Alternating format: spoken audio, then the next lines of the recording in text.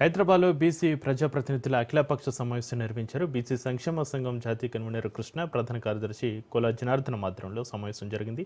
ఈ సమావేశంలో మాజీ governor Bandaru Dattatreya, MP R Krishnaiah, మంత్రి వాకటి శ్రీహరి, మాజీ మంత్రులు గంగుల, శ్రీనివాస్ గౌడ్, మధుసూదనాచారి పాల్గొన్నారు. రాష్ట్ర ప్రభుత్వం 42% బీసీ రిజర్వేషన్లపై జీవో తీసుకురావడం అభినందనీయమని బండారు దత్తాత్రేయ అన్నారు.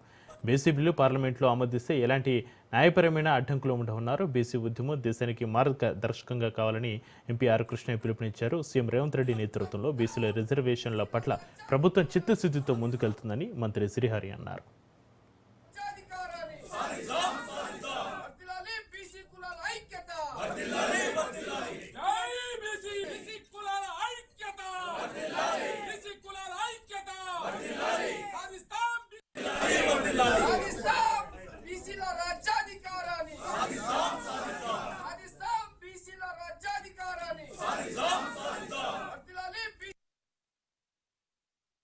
ప్రాబ్లమ్స్ కోర్టు నుంచి వస్తుంది కాబట్టి కోర్టు తోటి ప్రజా ఉద్యమాల ద్వారా తాడోపేడ తెలుసుకోవాలి. ఎన్ని రోజులు కోర్టులు మన జీవితాలతో తిరగడం వస్తాయి. అందుకే దీన్ని తాడోపేడ తెలుసాలని ప్రజానిర్మాణం చేయాలనేటువంటి మన మూమెంట్ కు ప్రభుత్వం కూడా లొంగి జీవనిచ్చింది. అయితే ఇక్కడ గెలవడానికి మనకు అనేక అవకాశాలు ఉన్నాయి. అలాగే ఒకవేళ సుప్రీంకోర్టులో గెలవకపోతే బలమైన అడ్వకేట్లను పెడదాం. గెలవడానికి అవకాశాలు ఎట్లున్నాయంటే చట్టపరంగా అసెంబ్లీలో చట్టం చేశారు. రాజ్యాంగ పరంగా 243 D6 ప్రకారం జీవో తీశారు. అది రాజ్యాంగంలో స్పష్టంగా ఉంది. దాని మీద బలమైన ఆర్గ్యుమెంట్ మనం పెట్టవలసినటువంటి అవసరం ఉంది. న్యాయపరంగా కూడా చెల్లుబాటు అవుతాయి. సుప్రీంకోర్టు ఒక కేసుల మండల్ కమిషన్ లో జనాభా ఉంటే లెక్కలు పర్ఫెక్ట్ ఉంటే పెంచుకోవచ్చు అని ఒక జడ్జిమెంట్. అగ్రకులాలలోని ఈబీసీలకు అగ్రకులాల్లోని పేదలకు 10% రిజర్వేషన్ పెట్టినప్పుడు అప్పుడు ఏమన్నది 50% సీలింగ్ అనేది అవుట్డేటెడ్. మంచిగా ఒక పేద చెప్పిన తీర్పు పరిస్థితులను బట్టి పర్సెంటేజ్ క్యాప్ పెంచుకోవచ్చు అని కూడా చెప్పింది. ఈ 2 పాయింట్ల మీద సుప్రీంకోర్టులో బలంగా వాదిస్తే కేసు గెలిచే అవకాశం ఉంటది. గెలవలేదనుకుందాం. ప్రజా ఉద్యమాల ద్వారా రాజ్యాంగాన్ని చట్టసభల రిజర్వేషన్ పెట్టాలంటే మీరు బాగా డిమాండ్ చేయండి, గొడవలు చేయండి అని ఒకరిమే చెప్తున్నారు. మీరు మంచి మూవ్మెంట్ చేయండి, తప్పనిసరి మేము పరిశీలిస్తామనే మాట మాట్లాడారు. రిజర్వేషన్ ఇది చాలా స్వాగతించదగ్గ విషయం. దీన్ని మనం ఎవరం కూడా కాదండి. జనాభా ప్రతిపాదనగా మన దేశంలో ఉన్నటువంటి బీసీల జనాభా 56%. దాంట్లో ఆ జనాభా ప్రతిపాదన తీసుకుంటే ఏ రకంగా సముచితమైనటువంటి విషయం మనం తెలియజేసి అయితే ఇది ప్రధానమైన సమస్య, జాతీయ సమస్య. ఎందుకంటే ఇప్పుడు ఇది కోర్టుల్లో వెళ్ళింది. స్థానిక సంస్థల ఎన్నికలు జరపాల్సిన అవసరం. స్థానిక సంస్థల ఎన్నికలను మనం ఆపలేము. అలాగే ప్రభుత్వం తీసుకున్న నిర్ణయాన్ని మనం సముచితం కావాలని లేదు. ఇలాంటి పరిస్థితులు ఒక చిక్కుముడు లాంటి సమస్య. కానీ ఇది కోర్టు వివాదం.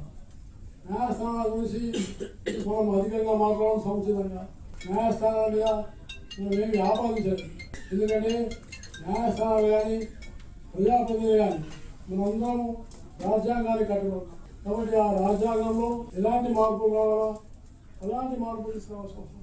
రాజ్యాంగంలో మార్పు తీసుకురావాల్సిన అవసరం. ఆ మార్పు వస్తేనే అప్పుడు మనం అనుకున్నటువంటి లక్ష్యాలను మనం సాధించాలి. కానీ ఇది చాలా దేశంలో ఉన్నటువంటి అన్ని రాజకీయ పార్టీలు ఒక వేదిక మీద వచ్చి వాళ్ళు నిర్ణయం తీసుకొని పార్లమెంట్లో బిల్లు పెట్టి పార్లమెంట్లో పాస్ చేస్తే ఓటు కూడా ఏం అనలేదని నేను మీకు సభాముఖంగా నిర్ణయం చేస్తాను. బీసీ బిడ్డగానే మాట్లాడుతున్నా. బీసీ బిడ్డగానే కార్యాచరణలో కూడా రేపు రాబోయే రోజుల కార్యాచరణలో కూడా నా పార్టిసిపేషన్ ఉంటది అన్న మాట తెలియజేస్తా ఉన్నా. నేను ఒకటే ఎక్కడ బాధపడతా ఉన్నా అంటే ప్రతి ఒక్కరు కూడా రాజకీయ పరంగా బట్టగాల్సి మీరు చేసే ప్రయత్నం చేస్తున్నాడు. ఒక ప్రక్రియ కొనసాగించాలా.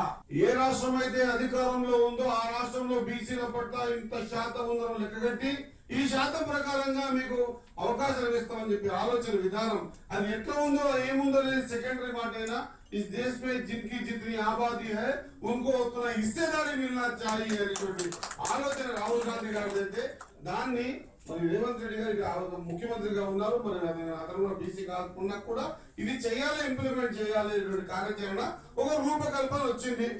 ఏ రాష్ట్రమైనా కూడా రిజర్వేషన్ ప్రక్రియ ఆ రాష్ట్రం సొంతం చేసుకోవడానికి లేదు. ఆర్టికల్ 9 లో పెట్టాల్సిందే, 9 లో పెట్టి ఇవ్వాల్సిందే. నేను ఢిల్లీలో కూడా మాట్లాడినా ఢిల్లీ ప్లాట్ఫామ్ లో ఏం మాట్లాడాం ఆ రోజు పార్టీ తీసుకున్న డిసిషన్ ఒక ప్లాట్ఫామ్ మీద బీసీలు మాత్రమే ఉంటే దాని పర్యవసనం వేరేగా ఉంటాయి, అందరూ ఉండాలని డిసిషన్ తీసుకున్నాం. 47% రిజర్వేషన్ ఇస్తామని చెప్పినాం. ఈ ప్లాట్ఫామ్ మీద ఆ ప్లాట్ఫామ్ మీద తిరిగి చెప్పినాం. అది కట్టుబడి ఉందాం. పార్టీల ప్రకారం ఇస్తే రేపు నిలబడ్డప్పుడు కొంత ఓసీ నిలబడ్డప్పుడు కొంత రాజకీయ అటు అయితే బీసీ బిడ్డలకు అన్యాయం జరుగుతుంది. కాబట్టి ఖచ్చితంగా చట్టం ప్రకారం వస్తేనే గెలిచింది ఎవడైనా సరే బీసీ బిడ్డనే. కాబట్టి ఆ బీసీ బిడ్డ కోసం మనం పోరాటం చేద్దామనేటువంటి ఆలోచనతో ముందుకు వచ్చినాం.